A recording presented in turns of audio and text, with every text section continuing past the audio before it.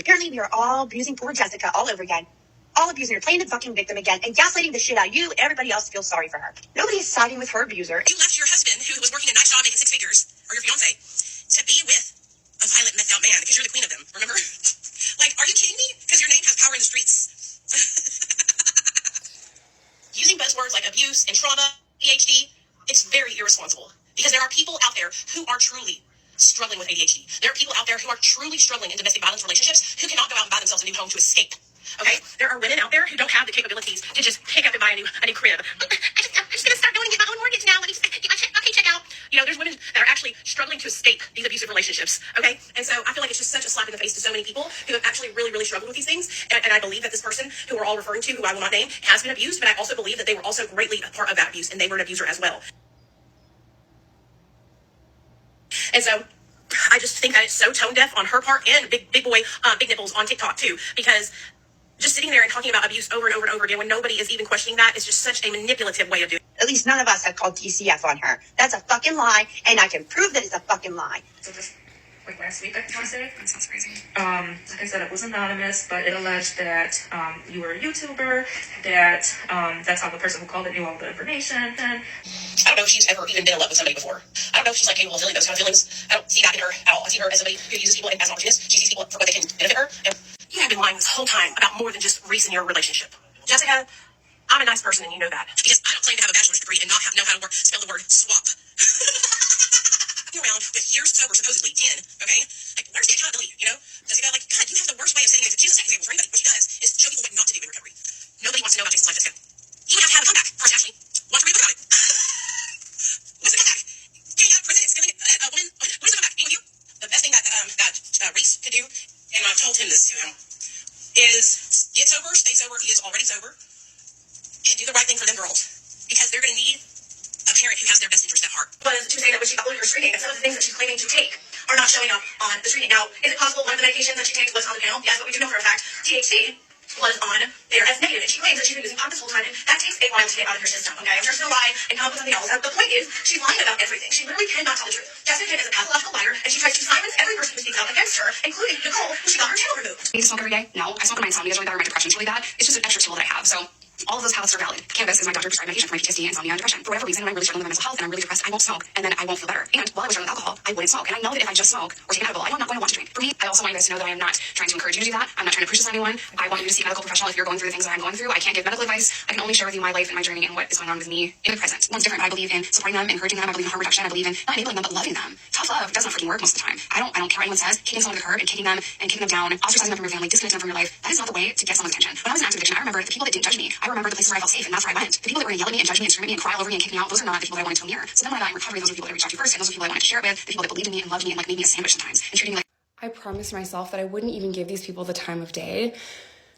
But the internet has taken a very hard, very violent turn, and I'm being harassed endlessly. My family, they're being harassed endlessly. In fact, if you've ever taken a picture with me and posted it on Instagram, you've probably got a message that looks something like this. It happens constantly, all fucking day.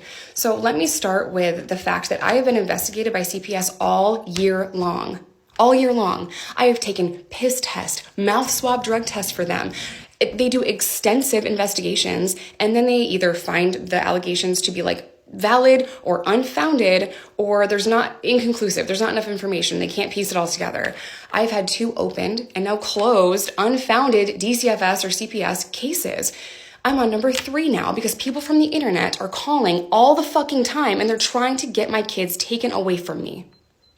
I'm all they have. I'm the whole fucking team. Okay? It's just me. I'm not perfect, but I'm a good fucking mom, and you're trying to take my kids from me. There was a reason I waited years to share my story, but I gave birth while incarcerated. Gave birth, fucking handcuffed. I was chained to the bed for 2 days. My daughter was taken away from me. I was put back in prison, got out with the clothes on my back, fought the system, overcame it, stayed sober, and got full custody of her. That's all you really need to know, right? You don't know me, you follow me. You don't know my abuse story because I haven't told you yet. I've shared less than 1% of what has happened to me and my kids in the past 2 years. You don't know what is going on behind the scenes currently. You don't know what was being done to me at the beginning of this year before I released those videos. You have no idea what they were doing to me behind the scenes then. You don't know. You don't know what is going on. I am not perfect, but you don't know me. I did not leave him to be with anyone else. I left him to keep myself and my kids safe. And just because I have not acted the way you think that I should as a victim of domestic violence doesn't mean I wasn't abused. Nicole's videos say more about her than they do me, and I hope she's not currently trying to get out of a domestic violence situation because I don't wish it on anyone, but I don't put out this hateful, mean, cruel content ever. They have put out my family members' personal addresses, phone numbers, real names. They have doxed my friends. Like, they have put out all this information. I don't understand. People from the internet have come to my house to ask me fucking questions. Like, I don't even feel safe in my own house anymore. This is not about accountability. This is about tearing me down while you build your own platform up. And it's gross. There is an unintended, I hope, unintended negative consequence to drama channels like this. And it's the person making the video probably, hopefully, has no idea what's going on to the person that they're talking about. But what you are doing by making these videos is you are getting me harassed, investigated constantly. My whole family's being harassed.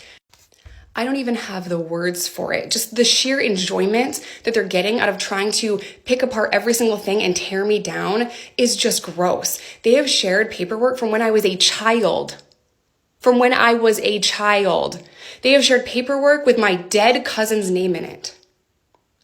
He died last year, and I still haven't even processed that yet. My mom, who just finished chemo and radiation, and she loves the Ride or Die crew, and she can't wait to come back to say hi to y'all. She just finished chemo and radiation. She doesn't need to be harassed. She doesn't need to see her nephew's name on the internet in a really negative way. My uncle doesn't deserve that either. Like, these people did nothing to you. They're my family, and they're being harassed constantly. I knew that I would face some level of victim blaming because it's just the world that we live in. I had no idea that people would take such enjoyment out of laughing about my story, which is probably karma for me because I think the only thing I need to be held accountable for was not being sensitive to Amber Heard, because what I have learned is that just because a victim is not acting how you think they should doesn't mean that they were abused. And I am like really trying to navigate that in my own mind and in therapy with something called shadow work, because there was a reason why I was insensitive and I shouldn't have been. I am not perfect. I make mistakes all of the time. And I very loudly, very publicly tried to take accountability when I can, when I feel like it is necessary. There are some things that I have wanted to keep private, as is my right. And just because I built my brand on transparency does not mean that you're entitled to every little intimate detail of my life. Like who I am dating or, who cheated on who in past relationships of mine. That is none of your fucking business. You do not have the right to come to my house. It's not okay to harass me and my family who did not want to be online. There's a reason why I haven't said certain little fucking details here or there. It's to protect other fucking people. Nicole, you have hurt a lot of people over the years in the recovery community, and I don't know where I fit in to that, by the way. I used to shoot drugs and now I don't, so I don't know where I fit in. I don't work a program, okay? I am sober. Don't work a program though. And I don't know where I fit in. I know that I love y'all and I will help if I can. But Nicole, you have gone out of your way to tell so many people I can't even keep track anymore that they're not doing it right and they're not sober. You've laughed at them. Your subscribers, not all of them, some of them have harassed people online like Devin and Austin. You told Megan she doesn't have autism and she's drug seeking because she was taking medication. You've hurt so many people, and I've tried to just go behind you quietly and send them love because no one deserves what y'all are putting me through. I didn't get your channel deleted. I don't even have that power. And recovery to me is probably not the same to you, but I don't believe in ripping someone apart and demanding them to be held accountable. No. Are they healthy? Are they alive? Are they breathing? Dead people don't recover. So stop putting people down and screaming at them and demanding them to tell you intimate things and private things that they don't want to tell you. Leave my family alone and have the day you deserve.